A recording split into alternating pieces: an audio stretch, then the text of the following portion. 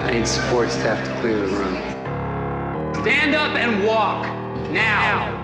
Hello and welcome to The Watch. My name is Chris Ryan. I am an editor at TheRinger.com, and joining me on the other line, but in the studio, he's got that Dogma 95 in him. It's Andy Greenwald. That was good. How long have you been sitting on that one? Like 32 hours, which is about how long I've been watching Tommy Vinterberg's Families Like Ours on Netflix, which is the show we'll be discussing in the second half of this episode. Greenwald, you look like you just got back from Maui or MoMA. I can't tell. Great shirt. Thank you. I'm still in Philly. You're in LA. But what's going on with you, brother? Well, I think, first of all, I want to be very mindful here because I do feel like when we're remote from each other, I have a tendency to bring up things that might not be general audience interest at the start of the show, like movies I saw 9 months ago. You don't have a lot of respect for the A-block. I do. I'll say that. I really want to bring people in, not kick them out. But I think it's worth noting that one of the advantages, there are no other advantages, but the only advantage of you being remote is that I feel more comfortable wearing shorts in the studio because we're not doing that weird side thing, Oh, sure. So you're Jeffrey Tubening right now? I'm 100% tubening right now. But the downside is it's a little chilly in here. Yeah. Oh, well, I'm sorry that you're uncomfortable. I'm otherwise great. People can write us. Yeah, people can write us at thewatch@spotify.com. They can watch us on Spotify at The Watch feed, or they can watch us on YouTube on the Ringer-TV channel, and they can hit us up on Instagram and follow along with the journey, the Watch Pod _. Do you think we have a serialized storyline on this podcast? Do you think that we do? When I get back to LA, I think we should start some Barstool behind the scenes drama. Oh, great. Like maybe I get angry when you wear shorts or whatever. We should get a little bit of metatextual, I agree. Parasocial narrative going to the pod. Andy, I wanted to talk to you about this show, Families Like Ours. I also had a couple of news and notes things, but they're more philosophical. Anything you want to share from your weekend of culture? Your weekend of content enjoying. I just want to give you a heads up. I don't know how, because I know this is your opportunity to be like, I checked out the Steven Soderbergh film, The Informant. I was just telling Kaya about how much I'm enjoying a Robert Stone novel from 1985. So maybe we should lead with that. No, I just thought it was worth noting for the people who are paying attention for the long game here.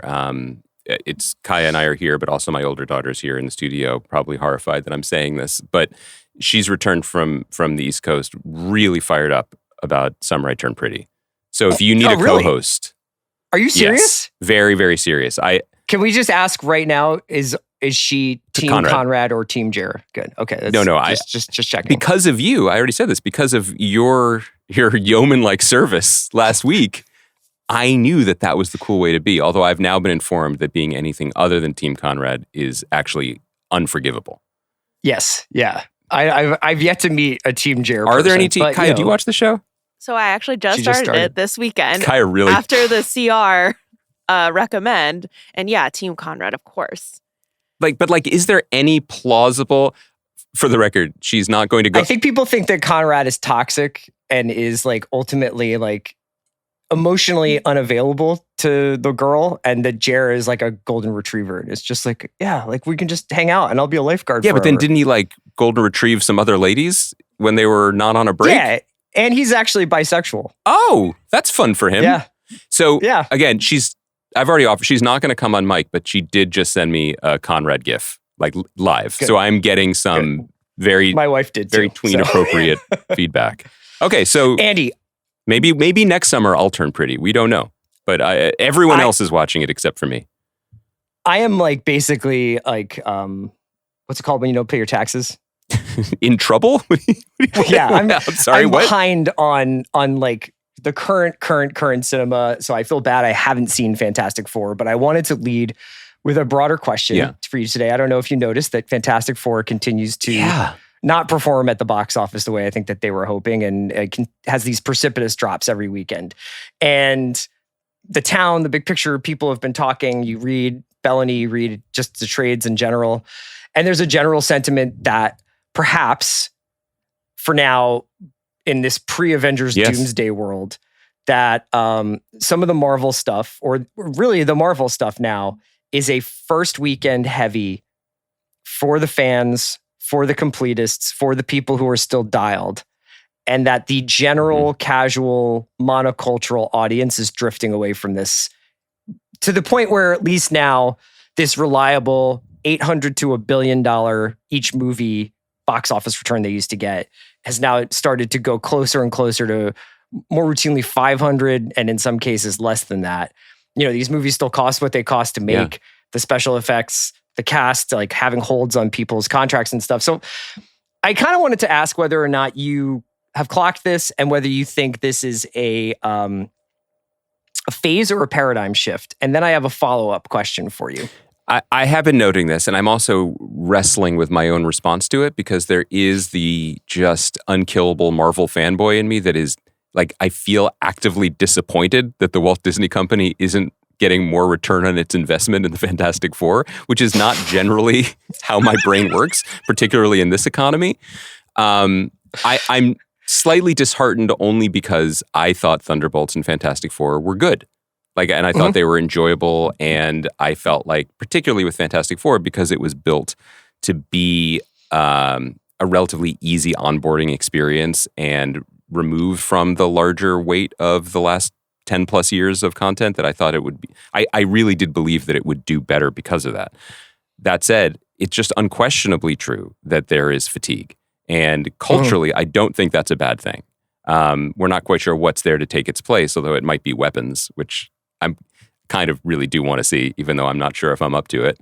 And the other thing, though, is that it might just be a sign that it is a star-driven or, genre now. That's interesting. So, yeah, right. In the sense that Marvel can't just put its logo on things because people are just fatigued because these things do run in cycles culturally, or I think there is probably a little bit of weight to the argument that they devalued the brand through the TV stuff and through the years of mediocre wilderness chasing Eternals type releases. Hey, look, big dog, you could have put Reed Richards in WandaVision. Hey, I'm just saying. Do you think you had? I give these things away for free.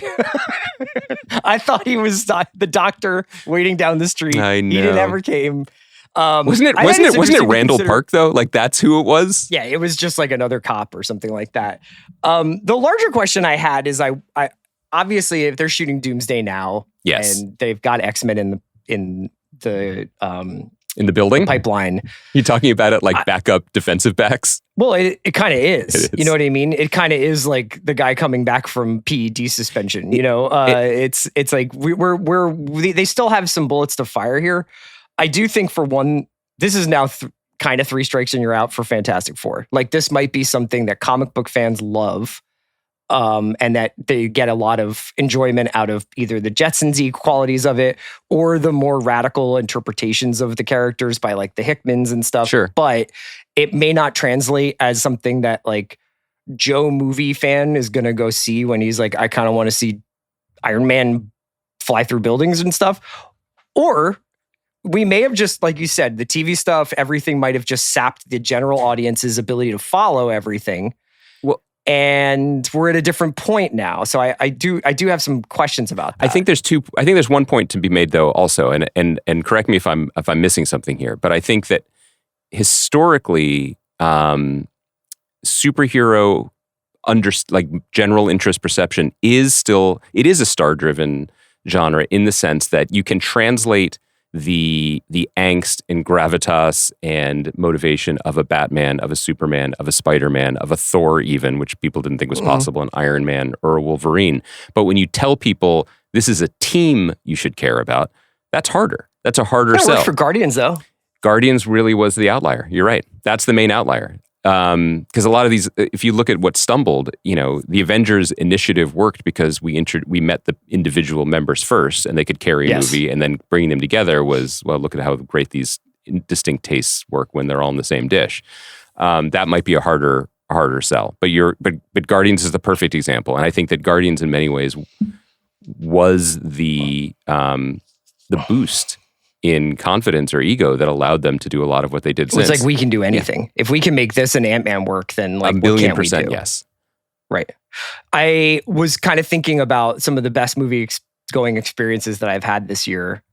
And 2 of them are Sinners and F1 on big screens, IMAX screens. F1, probably the coolest experience I've had in a theater this year. I mean, there's a lot of movies I would put above it cinematically or at least storytelling wise, but in terms of like a immersive experience in a movie theater and that feeling where it's like, oh yeah, a director built certain cameras, like new cameras to shoot this. And this is a feeling that I have never had before, that like I am traveling at 170 miles per hour or something like that. I don't feel that, you've never seen that before. You haven't been getting out on the Jersey Turnpike much?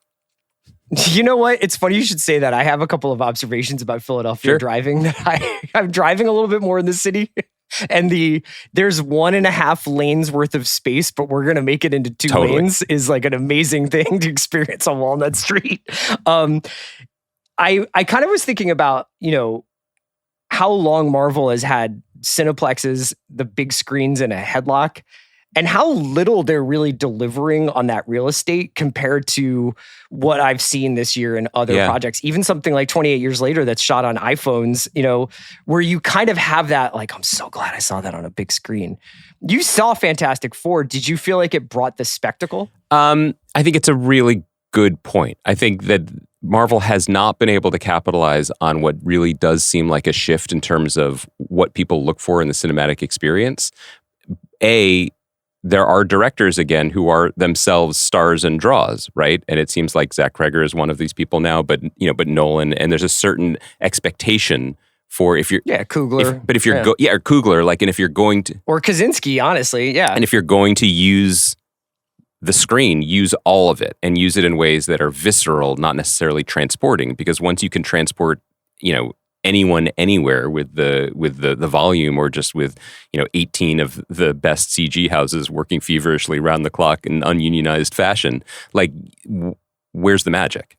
So I will say in its defense that I thought that Fantastic Four did have a different color palette and a different kind of relationship to space than the last 6 years of CG slop of like, Michael Douglas and Paul Rudd being like, now it's purple and now it's green. Yeah. It was not that. Yeah. So, but maybe that is too low of a bar, honestly. Like I thought that there were moments in it that were thoughtful. I thought Matt Shakman is very smart about making his images be in conversation with other images we've seen, in the sense that, like with WandaVision, he was playing both with style but also genre, and his I'm not the guy to have this conversation, but like his lens work was shifting appropriately. I thought that with Fantastic Four, there's a scene at the end with Galactus that was done to scale in a way that was very satisfying. You take the space god and you put him in Manhattan, and it feels exhilarating. The space god takes Manhattan. Yeah, which is different than the film Manhattan, if I remember correctly. Slightly different. Although it is about pursuing someone young, so maybe there are some overlaps. But anyway, like Galactus, like walking through the buildings, like it wasn't. Do you know how I mean? Like a lot of these. Do you want to sit with us for a second? You good? That's good. I needed a laugh. I'm also going to hell for laughing at that joke, but I needed a laugh.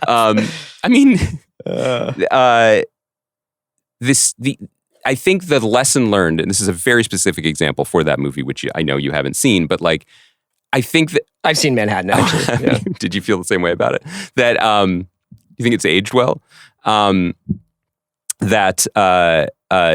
The first generation of these Marvel movies, I think, with the size and spectacle, were trying to make us feel something like, oh, a country could be lifted into the sky and dropped. But the takeaway from this and the other 10 years of like, and now General Zod will destroy another version of Metropolis, is that we don't have any emotional connection to this landscape and it's all phony. So the reaction at the end of Fantastic Four that I had wasn't like, this is meant to be scary. It was like, oh, cool. This is kind of sick. Yeah. And that felt good and different. That was a very long and almost defensive answer, when the real answer to your very smart question is no, they have no answer for that. Because institutionally, they do not empower the creatives to have unique aesthetic visions. There have been a few aberrations, and we've talked about them. And to the degree that it's a different style, Fantastic Four is one, but it is not. These are not set to compete with those. And it does feel like maybe we are in a new era of adult youthful entertainment. They can hear Jim Gunn's footsteps, man. And also, I'll just note with interest that Weapons, obviously, huge opening weekend. I can't wait to see it. I just didn't get a chance to do it this weekend. But obviously, Kreger has kind of vaulted into that Jordan Poole, Coogler, maybe not Villeneuve Nolan zone, and maybe not even those previous two filmmakers, but is now like a person that I think the next film, when they say from the director of Barbarian and Weapons, people are like, I don't give a shit, I'm going. Like whatever this could be about paint drying. Apparently it's going to be about Resident Evil, but yes. Well, so yes, he's got a Resident Evil film coming. He's written a sci-fi movie that he wants to make after that. But he was passionately talking about a DC movie that he had written before Barbarian that's essentially sounds like small-time crooks in Gotham, adjacent to Joker and Harley. And I just noted with interest that if you're an up-and-coming filmmaker or an established filmmaker, that's where your brain went, is to DC. He didn't say like, oh, I have a really cool idea for how to bring Cable, into like the character Cable back into the MCU, or I had an MCU idea that I want to talk to Feige about. And I do wonder whether or not there's been so much creative, to pick a poor use of the word, bloodshed with directors going to Marvel and coming out and being like, that was not pleasant. And now, like, people are like, I'll go work for James Gunn if that's what I want to do. I think two things. I think James Gunn is uniquely good at this, about being both an artist and the public-facing mouthpiece of a company. And he publicly seems to say all the right things. And, again, anecdotally, I've never met him, but he does seem to engender goodwill and good relationships with people. That matters. This might be a shoot the messenger type of thing, but I did note with interest that this guy, Beau DeMaio, who was did the X-Men 97. And then he was let go from Marvel for reasons that I are a little bit unclear, whether there was inappropriate workplace behavior or just something else. So I can't vouch for him or anything, but or the veracity of his comments, because clearly he has some bitterness. But he had a long thing about why. I'll just read this quote. To those asking why I'm not so hard on Superman, the answer is I've never worked with Gunn or DC. Like Matt Shackman and the writers of Fantastic Four, I've sat in the, quote, creative meetings at Marvel Studios. They're horrible. You basically sit in a room with Kevin Feige and Lou D'Esposito and try to pitch your movie while also realizing Kevin just wants you to dictate his rushed thoughts. He basically says, you're told not to pitch ideas from the comics because Lou isn't, quote, a big comic guy, and it'll turn him off. So that's like me in this podcast. You sit and talk about craft and story and characters only to have Kevin and Lou say, yeah, well, all we need to do is make sure it's fun. This is maybe the pull quote. Marvel is a slaughterhouse factory where you watch fresh meat get spoiled as it slowly makes its way through the assembly gears of mediocre thinking and this weird hatred for its own product. Okay, that's a little harsh. Even subtracting 75% for sour grapes, there's something worth noting there. Now, Lou D'Esposito may be like, here are like my 1,000 favorite comic book runs, and like I have cells from comic books blown up as my wallpaper. Yes. Like I don't know, but I do think that we have reached this interesting point where it's been since that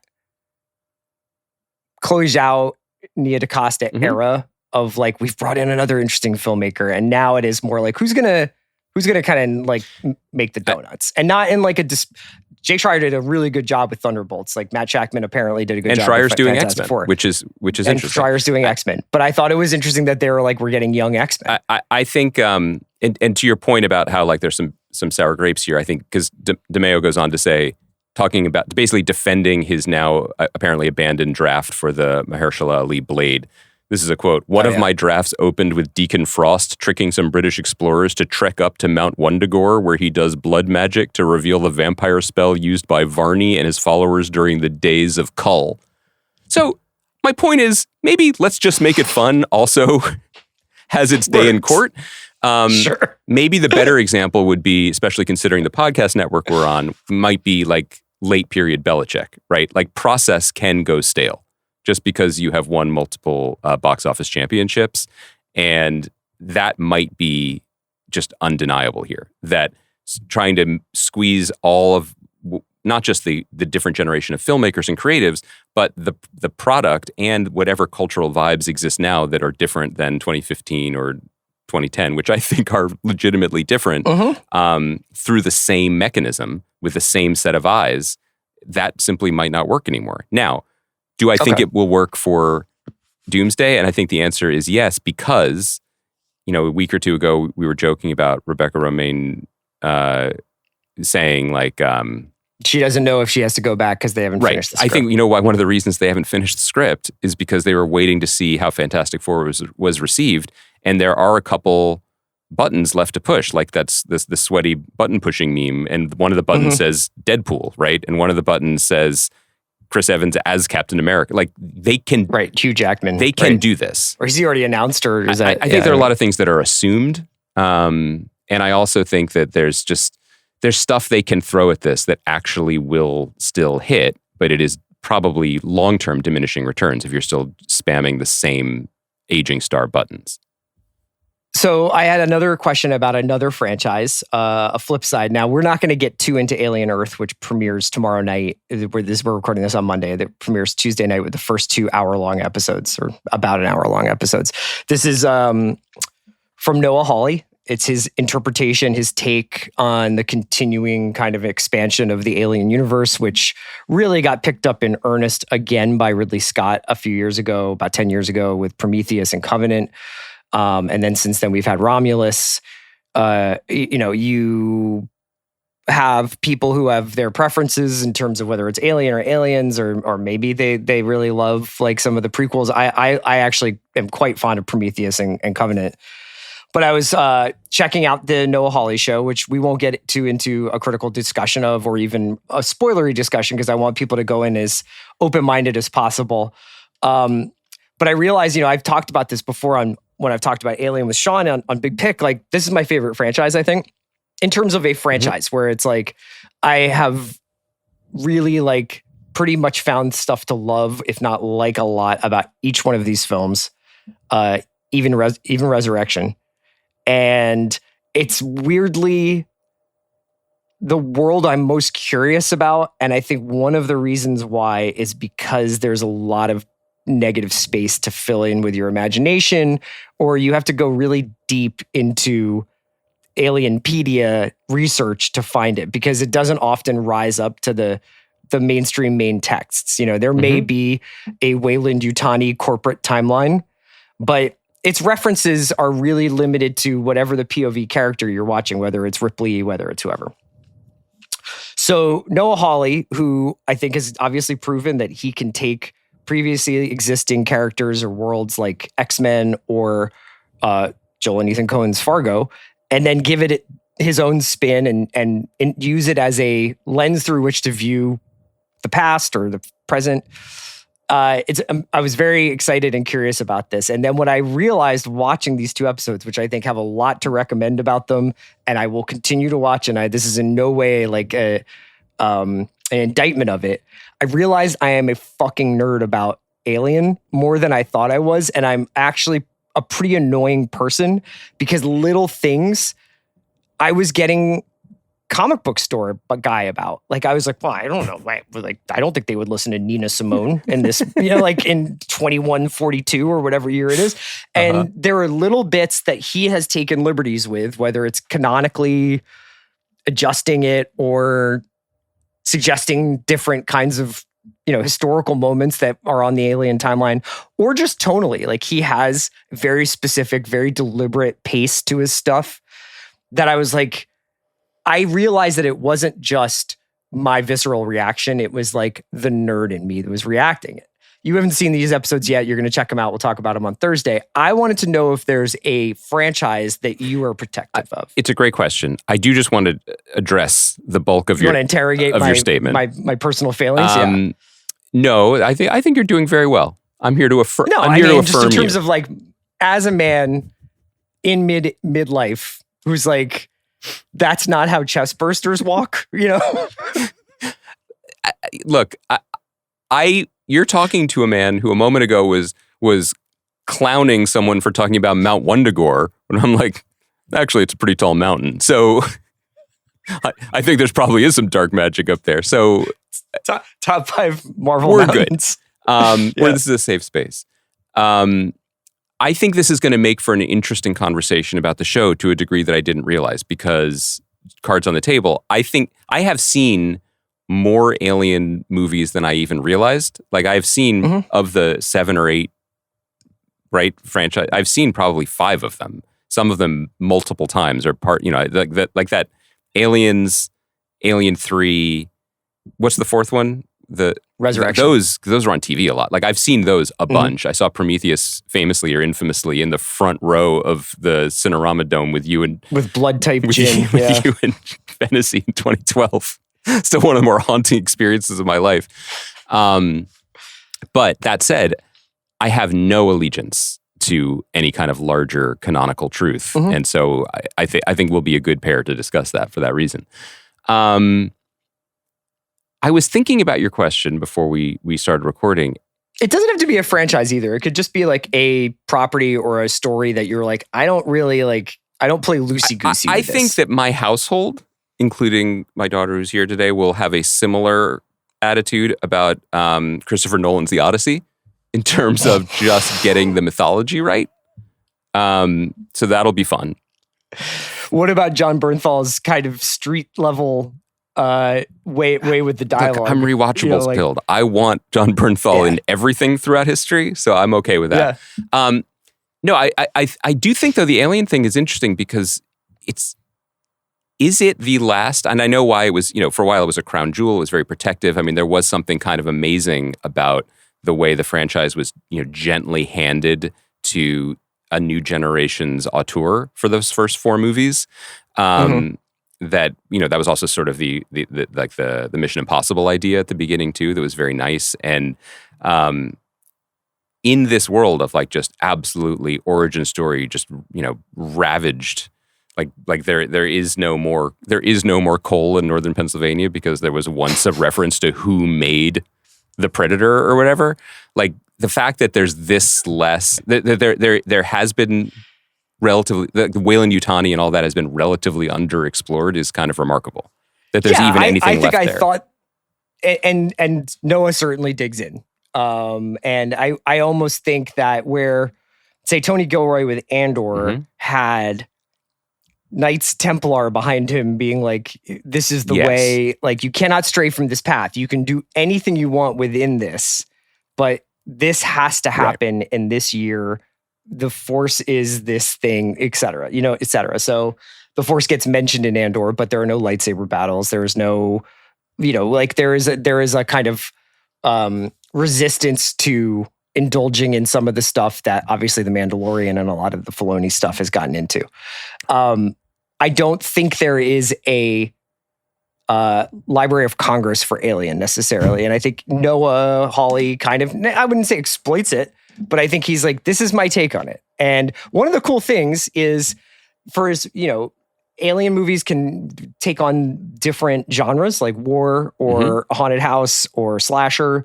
They should also be able to take on different points of view in terms of what's interesting about this. And ultimately, I kind of like agree with his idea where there's been 6, 7 movies where, yes, some philosophical ideas obviously are at play in Prometheus, like one of my favorite sort of 21st century genre movies, honestly.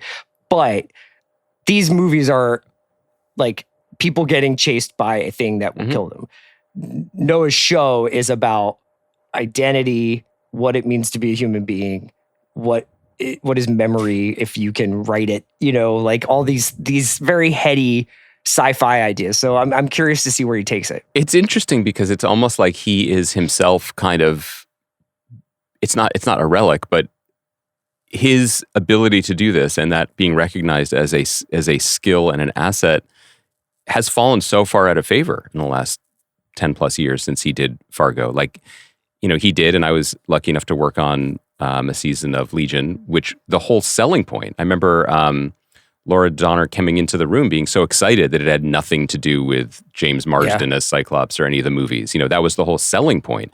And then briefly, he was doing that when Fox still had the rights to the Marvel character. I mean, before the merger, he was doing that with Doom. He was writing a Doom thing that was just its own world. And so this is another, and maybe the last example of that being a plus. of FX, flexing its aesthetic muscles and saying we want to do a Noah version of this, as opposed to I mean, there would have been a long line out the door for the bake-off of let's just do the movie franchise on TV. Now, I'm saying all this having not seen the show, and if we don't like the show, that's a different argument, but in terms of what their priorities were for it. So to answer your question, I mean, my number one gut answer is probably predictable, but also not something that's liable to come up, which is Twin Peaks. Don't come at me conflating Bob, the evil spirit, with Judy, the evil spirit. Like, let's understand who works for who in the hierarchy of darkness, coming out of the Black Lodge. I'm pretty in the weeds with that stuff, but I also don't think anybody is either trying to or checking for like a reboot. You're really going to regret saying that. Well, first of all, what if they ask you?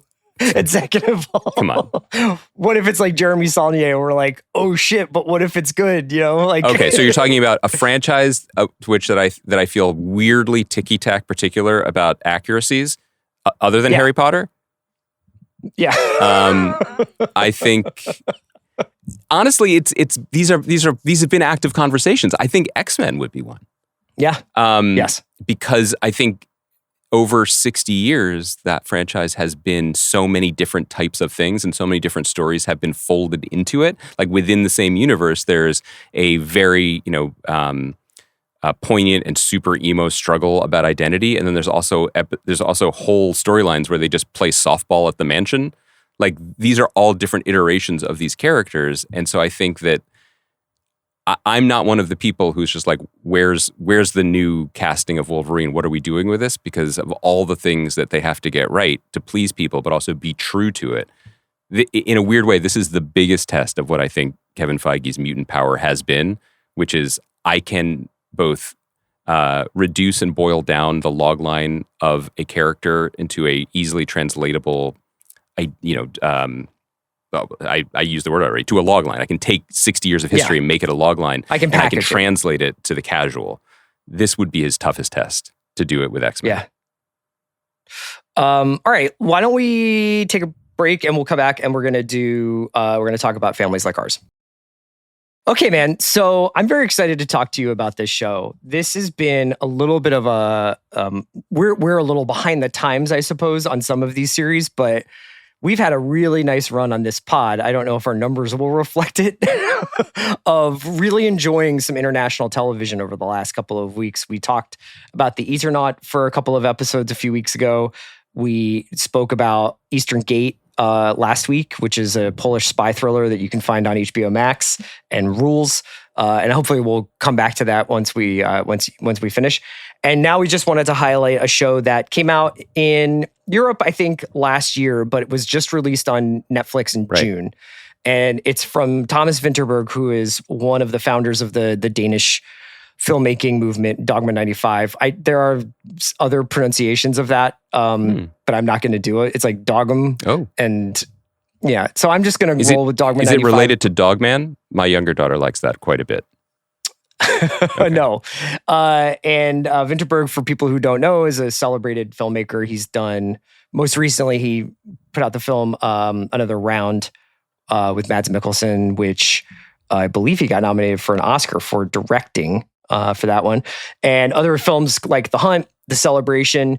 He's also, and this comes into play with families like ours, did do a film called All About Love, which I've never seen, but is with Joaquin Phoenix and Claire Danes in the earlier 2000s, that deals with a very plausible environmental disaster collapse in society and its impact on the interpersonal relationships of a few characters. So Families Like Ours is a 7-episode Netflix series.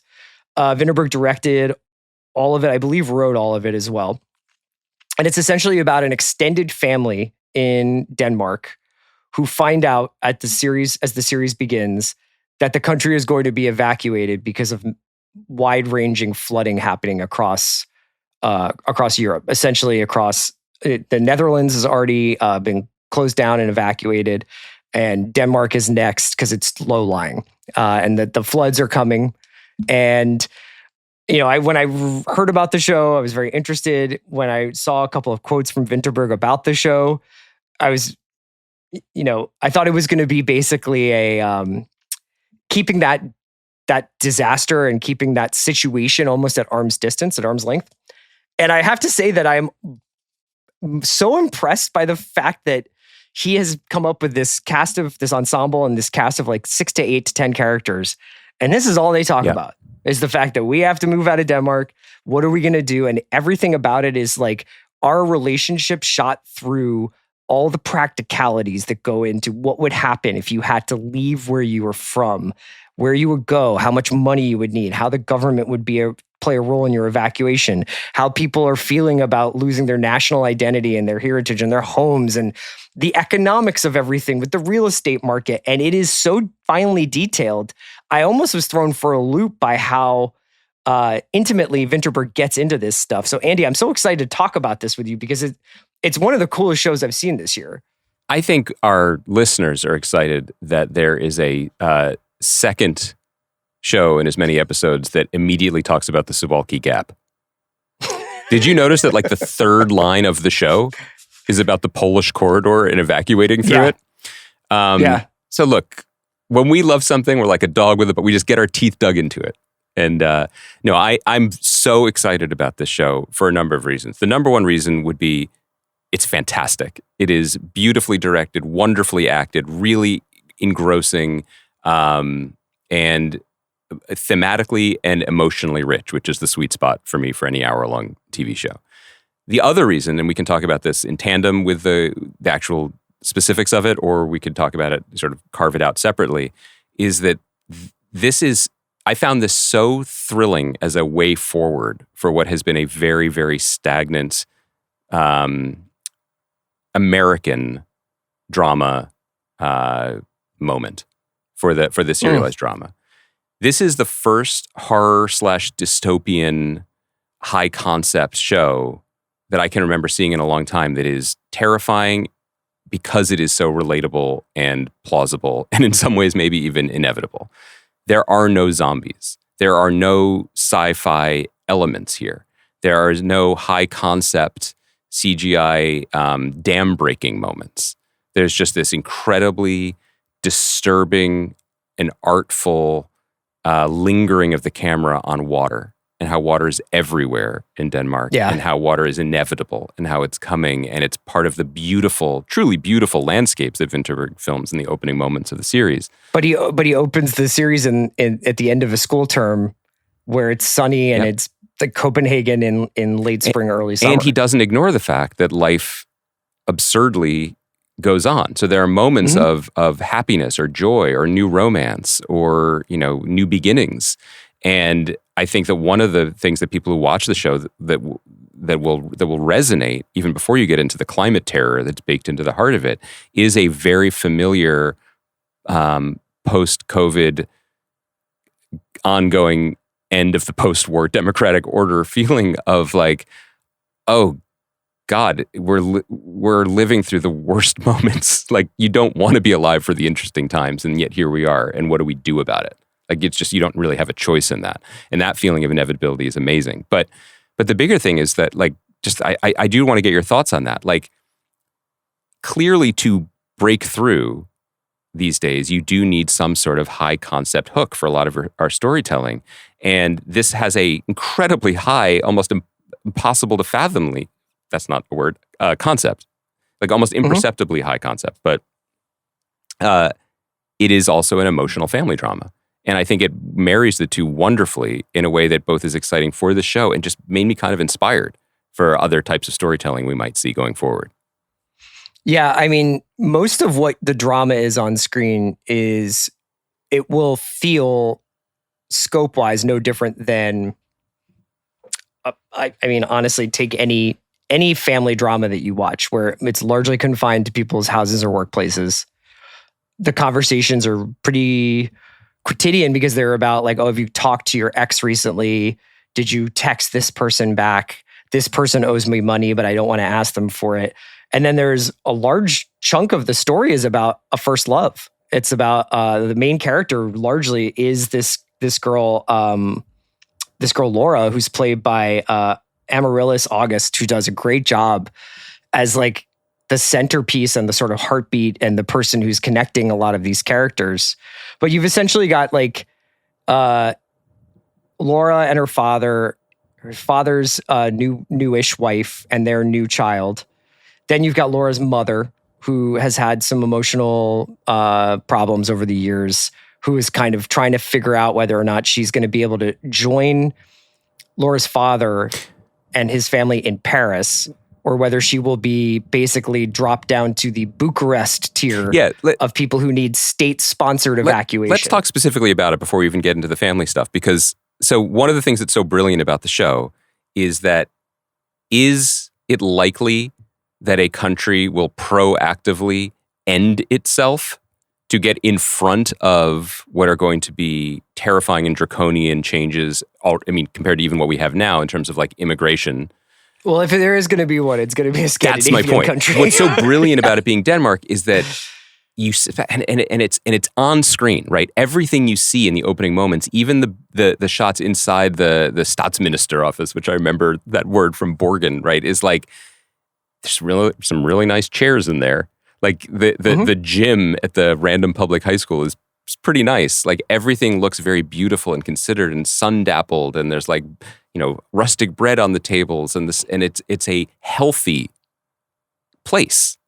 And the healthy decision that the country makes is to say, okay, stay calm, everyone, but we are going to evacuate all of you forever in these 6 groups.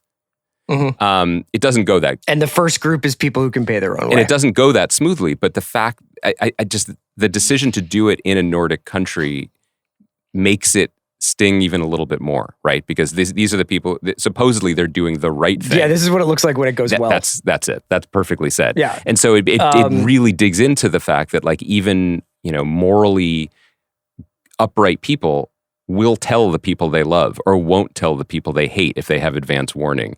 They will think about themselves first and become selfish, or maybe they won't, but either way, everything is so interconnected in a globalized economy, and everything is so online and, hidden behind passwords and apps, and your bank card isn't really a ticket to getting the way that the show just calmly, rationally, Nordically pulls at that string in a way that is deeply disturbing. And my brain is so not wired for this kind of thoughtfulness at the moment that I definitely found myself more anxious than even the show probably wants me to be, where I'm like, it's not just that this is the slow spiral of an entire civilization. It's that, someone's going to T-bone this car that they're in. Like I have that heightened anxiety of American storytelling, where I'm like, but then also there's going to be a sniper. Thus far in 2 episodes, there isn't. It's a much more slow and thoughtful horror. No, but I feel like you can feel the dread because when you're talking about like how there's no zombies in this, and when you watch like a dystopian like a Last of Us or Walking Dead, not to lump them all together because I love those shows, or like love zombie storytelling. Generally speaking, there will be this kind of like how the tribe of humans who rose after this mirrors human society now, and the enemy within, how we are our own worst, the villain is us, etc. And the thing that's brilliant about this show is the cause and effect plotting that you can feel unfolding before the characters realize it. So there are characters in the beginning, in the first episode, who are ahead of it. They get basically inside information about what's coming, and they sell all their properties. They had some commercial properties, they had some inherited properties, and they basically, at a cut rate, get out of the real estate market and have transported euros, I think, from Switzerland back to Denmark, and are sitting on like a fortune, essentially, and are the only people who seem to have been ahead of the curve. I know that is going to come up again. And you watch them in their brief moment of like, aren't we the smartest 2 fucking guys in the world? And that kind of like anxiety, there's so many examples of this in the show where you're like, oh dude, like you can't have all your money tied up in your house. Like that's such like a real thing.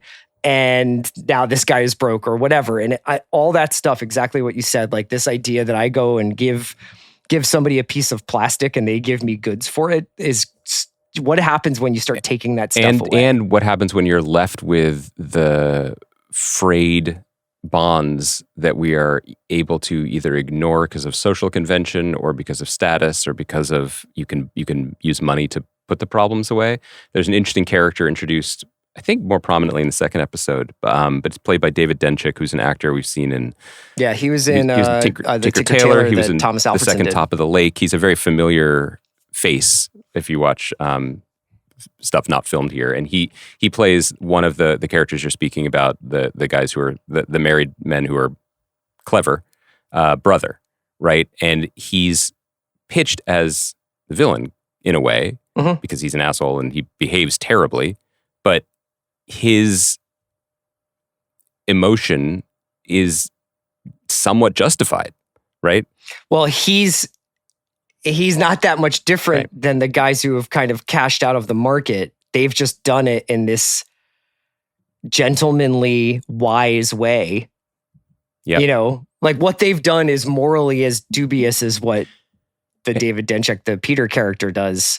But it's like the perception of it in society would be different because these guys are such shy, retiring, lovely men who just happen to have gotten out of the market at the last possible second. I also really like it could have gone in watching it, there were just so many moments where I was like, in a weird way, this is a repeatable format, the way The Office was. Like, let's make an American version of this. Like, what will climate crisis do to this country and that country? There are reasons why this is particularly good to be said it here, not just because of the Nordic element that we talked about, but in the same way we were talking about Eastern Gate. Like, I think it's both fascinating and rich from a story perspective, but also from a global audience perspective to see countries that are not the big whales, that are not like able to just like, well, let's all just put all the people in the middle. Like, yeah, send them to Paris. That's not possible. I think that's really interesting. But I also think that just aesthetically, it is so un-American in wonderful ways. Like for people who, I don't know what the amount of our listenership who's like, oh, Vinterberg sounds interesting, but I'm not a real dogma guy. Like, this is not, there's a couple like dream sequences, but other than that, this is, this is a very human level, emotional. It reminds me a lot of Another Round. I mean, it's got a very loving eye for Denmark, for Copenhagen, but it also has a very honest eye about the failings of the people. And think how badly this could have gone. Like the idea of like a 18-year-old's flowering and first love being like the against the backdrop of an apocalypse. It could just go so wildly wrong, and it's very tasteful and it's very compelling.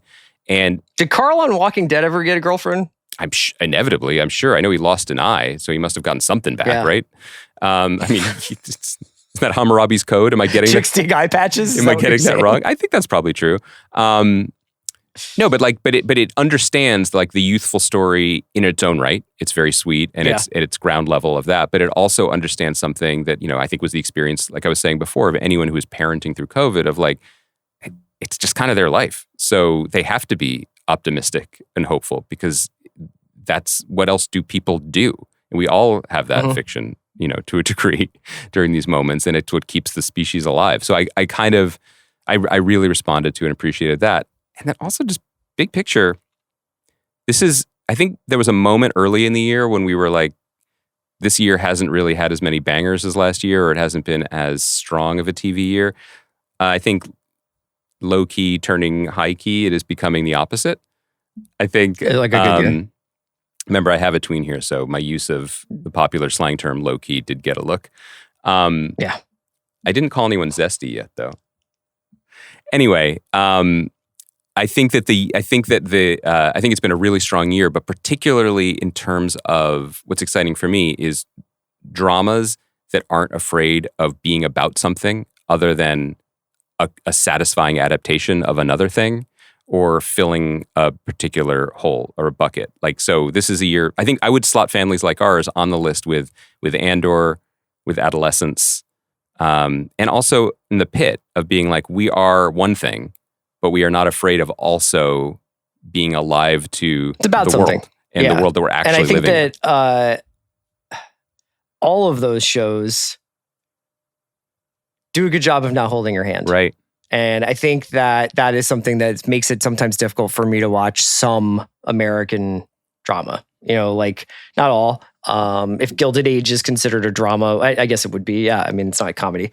Like Gilded Age is also like an incredibly dense, incredibly fast moving. Sometimes you realize it like somewhat low stakes, and then it becomes the highest of high stakes. But there are a lot of shows where I think that they're a little bit either they're only about the mythology and the fabric of the story that they're telling. So maybe those are something like those are maybe more like comic adaptations, I think, probably, or superhero adaptations. That's not necessarily a drama, but something like Morning Show would be a good example of like there's like a very explicit leading you to the conclusion that you should be led to going on, and even if the stories are quote unquote ripped from the headlines, they're not applied to like normal people. They're applied to like fabulously rich television anchors. And this is kind of nice to watch real people deal with real things, even if there's some very extreme things. One of the biggest problems of grown-up art in the last 10 plus years, 20 years, it's not just that like the best and I saw the best and brightest minds of our generation pitching Jim Gunn at DC. It's not that so much as like with everything in the country, we're so stratified that like literature and even TV and film kind of disappeared up its own ass in terms of like everything is about how certain people feel about the idea of thinking about things, as opposed to, what 25 years ago we had The Wire, right? And there's different ways of expressing that and engaging with the world. But one of the things that is so exciting and thinking about things and thinking about how we feel things is how we get masterpieces like The Leftovers. So I'm not trying to paint or too big of a brush here. But when I was reading over the weekend that the producers of The Pit for season 2 were like, absolutely, we're going to be talking about this big, beautiful bill and what it's going to do to healthcare in this country. Like that's what this show is a vehicle to do, in addition to talking about Dr. Robbie's emotional state and whatever. Like that's exciting to me. We were joking or laughing a little bit about when Tony Gilroy came on the show and was like, I've been reading about the meeting in which they decided to do the final solution for years, and now I've finally found the correct Disney-funded Star Wars show to explore it. That's awesome. Like I like a world that isn't where the art isn't didactic or heavy-handed, but also isn't running from stuff. Like Adolescence being such an exciting example of them being like, we want to do something aesthetically challenging and really push ourselves in the intellectual filmic space, but also what is this going to be about and how are we going to use these skills? I don't know. I'm also someone who just over the weekend was remembering that Mike Mills made that movie Come On, Come On a few years ago, which is just like, hey, Mike Mills, what do you want to do? I'm sorry to pick on him, but he was like, I want to make a movie where the National makes the songs and Joaquin Phoenix is a radio journalist interviewing children, but his kid comes along and we'll shoot it in black and white. I'm like, I think we're done with twiddling like that for a while. You know what I mean? Sure. Sorry, I like NPR. Weird drive-by on Mike Mills. Mike Mills seems like a great guy. Beginners, great film. But I was just thinking about this movie existing, and I'm like, we are a little bit past the time for that now. You know what I mean? Like, let's talk about the rising sea levels. The last thing I have to say is that from what little we've seen of one of the main characters, Jakob, he's this architect who's got the new wife and he's Laura's father. And the first few episodes are largely built around him unloading this house that he's got in Copenhagen so that they can get out of there and go to Paris. And all of his money is tied up in this house. I gotta say, if I had a Hygge house like that, I might just like take my chances with the waters, you know? That's the thing, because like it's multi-level, right? So like you lose the basement. Sure. You know, you put a boat tie on the balcony and then you work with it. It's beautiful. I do think that's Holger. Nice that's Uncle Holger's plan, right? Like he's like, I'm sticking it out. And it is it's a pretty big country. I understand that it's all pretty flat, but like, just get a catamaran. Do you think at any point in the season there'll be a cutaway to our friend of the pod, Renee Redzepi, and like just the kind of like the new Nordic cuisine guys and how they're feeling about this? Like, are they going to rebrand as like a floating restaurant? Or Or do you think that in the timeline of the show, when he comes to LA next year, he just stays? Yeah, it'll be while he's on the coast. They waited for him to get to LA before they were evacuating Denmark. Not to put too much on you, but like, did this show give you any feelings about your decision making vis-a-vis being a renter, or about like where you have your money? Like, do you feel prepared for this eventuality? Did this make you feel any type of way? Yes, but more about like, money isn't real, it's just like the idea that these people can't get their money out of the banks, and like the bank is just like has a bureaucratic wall that comes down and is like, well, we aren't allowed to give out that much cash anymore or whatever. And I think there's a lot of things in this, even the transactional nature of how these family members now are also in business together. Yes. And who owes what, to who. Whether it's money, favors, okay, like we're going to bring the ex-wife to France with us, whatever it is. I don't want to say too much because I want people to be able to enjoy it like on a first blush, but we'll talk about it again maybe next week or something. On Thursday, we'll talk about Alien Earth. And if you have an abundance of time, we can try Eastern Gate, but I think Alien Earth will take up a lot of our conversation on Thursday. Do you think people now, if they happen to see you like in Silver Lake, but you're pulling two like away suitcases behind you at all times, should they assume that it's just full of euros? Like, is this Kroner? I'm zagging. Are you buying the dip? No, no. I not to make too big a. What about you? Do you feel like you're prepared for this? No. I mean, I live kind of on a hill, so I feel like I have a little more time.